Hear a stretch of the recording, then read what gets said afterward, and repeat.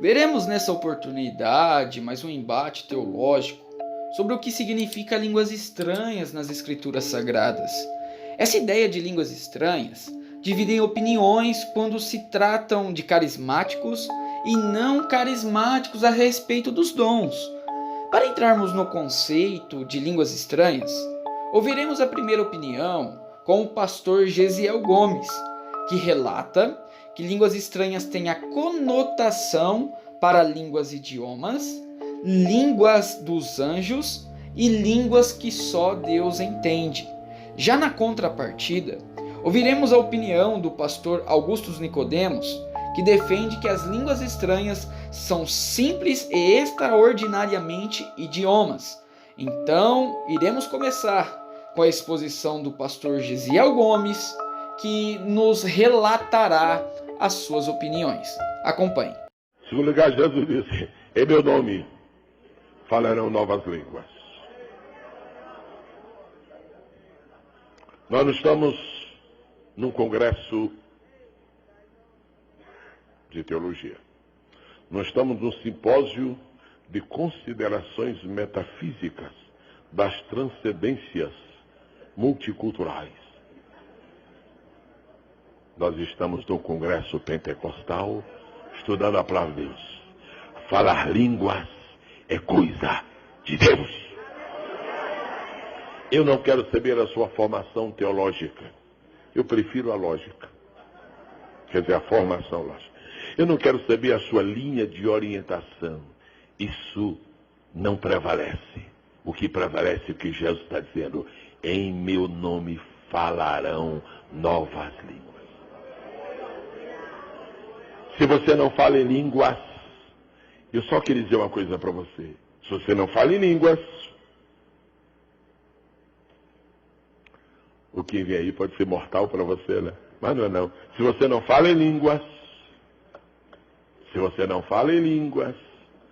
você não sabe o que está perdendo. Eu quero estimular você nesta tarde a receber o privilégio de falar em línguas. Deixe-me dar duas palavras sobre línguas. Em primeiro lugar, eu quero que fique bem claro que há 3 tipos de línguas estranhas. E eu não vou perder tempo aqui dizendo que isso aí são outros idiomas, porque fica muito feio, é muita baixaria ficar falando de asneira aqui. Quem quiser estudar italiano, não é em nome de Jesus, é ter dinheiro para pagar um professor. E aqui Jesus está falando em meu nome falando. Então já acabou lá. Cada estupidez deste mundo. Em primeiro lugar, existem as línguas estranhas, apenas estranhas para quem falou. Pode uma pessoa aqui falar em línguas estranhas? Há uma irmã aqui entre nós cujo pai é sírio. Ela está por aí, cujo pai é sírio. Logo tem outro idioma de origem. Pode uma pessoa ao lado dela ser tomada pelo Espírito Santo e falar em línguas no idioma, no árabe, o idioma que seu pai conhece ou ela conhece, porque Deus quer dar uma mensagem para ela. E ela conhece, mas quem fala não conhece. Logo é estranha. Foi assim no dia de Pentecostes. E ainda continua. Não há nenhum demérito em uma língua estranha ser conhecida por outras pessoas. Agora, se você fala inglês e você tem uma mensagem em inglês para alguém que fala inglês também, isso não é estranha, nem para um nem para outro. Isso não. Deus está me usando no que você sabe, não é língua estranha. Agora, existe a segunda classe de língua estranha. É a língua estranha que você fala e que o mundo espiritual, ou seja, os anjos, conhecem. E quando eu incluo anjos, eu incluo os que estão de pé e os outros, ou seja, os caídos. Eles podem entender. Porque a Bíblia fala língua, ainda que eu falasse a língua dos homens e dos anjos. E quando os anjos ouvem, veem, assistem crentes falando em línguas, eles se sentem muito felizes, porque eles compreendem que a misericórdia de Deus é tão grande que está permitindo a seres terrenos alcançarem uma dimensão do sobrenatural, do celestial. É uma língua estranha, é mais estranha do que a outra, porque é estranha para qualquer pessoa da terra. Mas haverá um dia na sua vida em que você vai estar numa tribulação tão grande, tão grande, tão grande, que você não pode orar em português e que você fica temeroso de orar até em língua estranha, com medo de naquela hora passar por aí um espião e captar sua mensagem. Há momentos especiais da nossa vida em que Deus nos privilegia com uma língua que a Bíblia chama de mistério. E Paulo diz assim, e só Deus entende. A Bíblia não diz que toda língua estranha só Deus entende. Não, não. Lá no dia de Pentecostes entenderam, hoje ainda, os anjos entendem. Mas quando você estiver numa angústia insuportável, e você precisar de conversar com Deus de uma maneira que ninguém. É aquele telefone vermelho que havia entre o Kremlin e a Casa Branca. Só fala presente com o presidente e ninguém entra. Haverá um dia na sua vida em que você vai usar línguas estranhas, como o telefone vermelho. E quando você fala, só Deus não entende. Deixa eu dizer uma coisa, isso significa a linha prioritária para situações de emergência. É bom falar línguas, porque um dia a gente vai precisar disso. Amém? Agora, língua estranha é a língua de anjos. Se eu desejo passar 15 dias na França, e eu nem tanto, agora minha esposa, pelo amor de Deus. Se eu desejo passar 15 dias na França, eu acho que eu faria bem de pelo menos aprender umas 20 palavras em francês, para quando eu chegar lá, ser entendido no mínimo, principalmente sabendo que os franceses não querem saber do inglês. Se você falar em inglês na França, eles fazem que não entendem. Se você falar em português, eles fazem força para entender. Então o que eu faço? Eu tento estudar umas palavras em francês, para eu não me sentir estranho quando eu chegar na França. Você nem imagina que quando você fala na língua dos anjos, você está começando a aprender o vocabulário que você vai usar em algum lugar da eternidade. Quando você fala em línguas estranhas aqui, e essas línguas estranhas são de anjos, isto significa que, na verdade, você está com o passaporte para um lugar onde se fala aquela língua. Aplauda o nome do Senhor essa.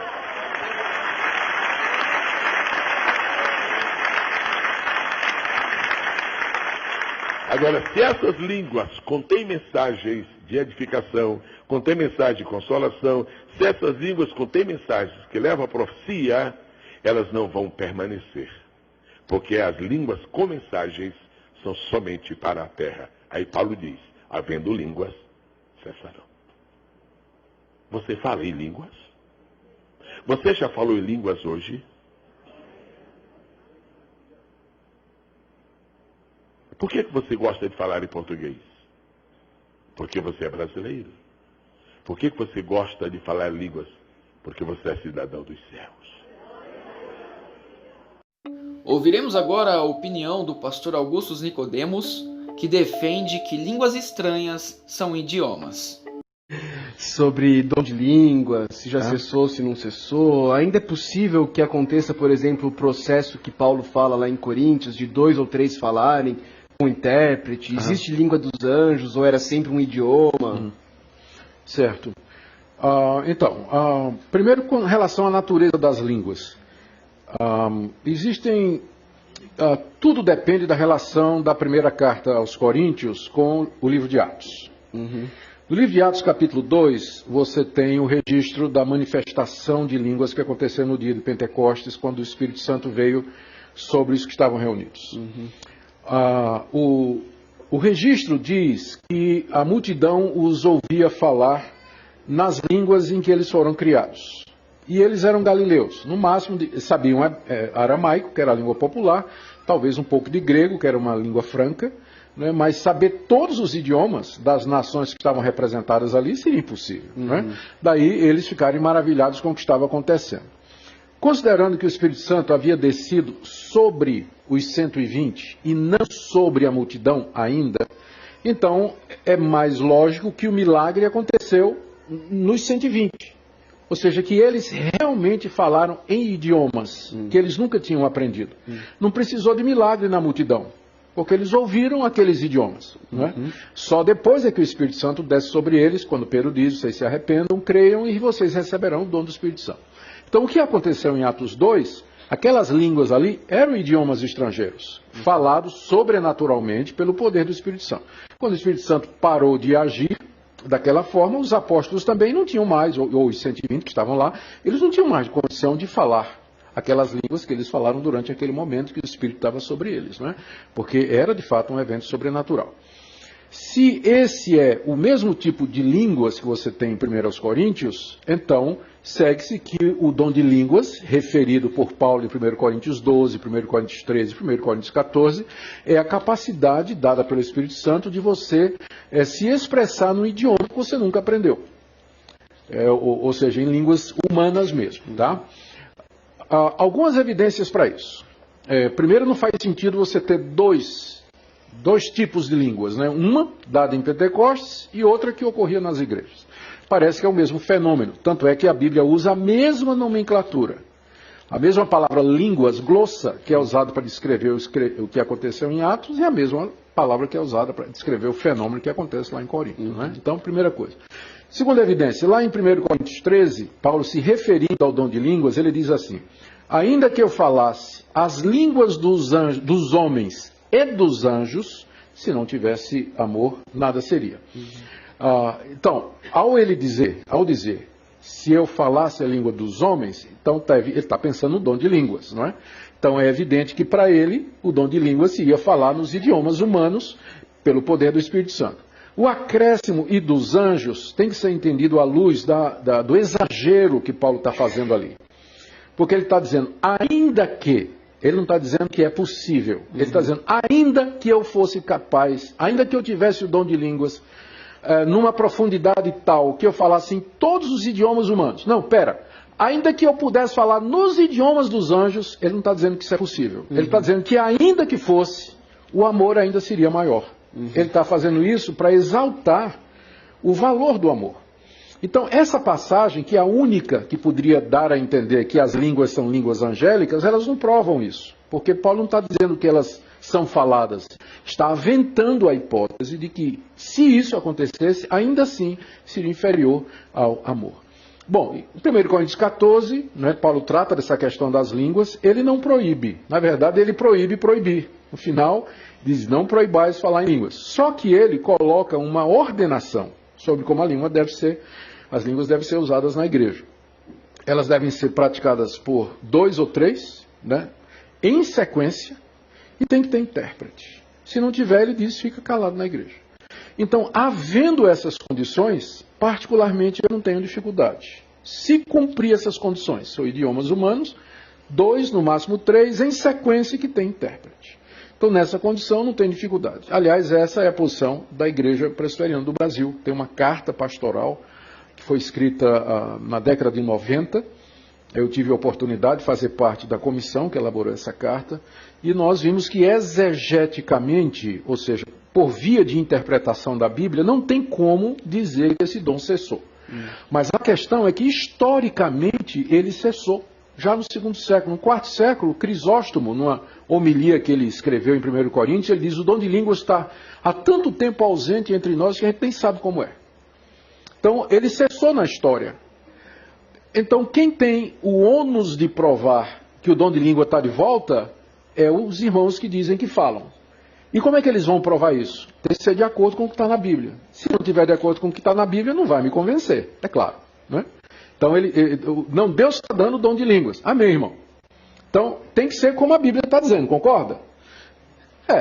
Né? Então, se não for de acordo com o que a Bíblia está dizendo, você que tem o ônus de provar que ele voltou o dom de línguas, porque ele estava ausente 2000 anos, então, não sou eu que tenho que desprovar, são eles que têm que provar que o dom voltou. E a condição é que esteja de acordo com o Novo Testamento. Se não tiver, desculpa, mas eu permaneço incrédulo, não sei se é a palavra. E na sua opinião, o que seria línguas estranhas nas Escrituras Sagradas? Deixe a sua opinião nos comentários. Que Deus os abençoe uma vez mais em Cristo Jesus.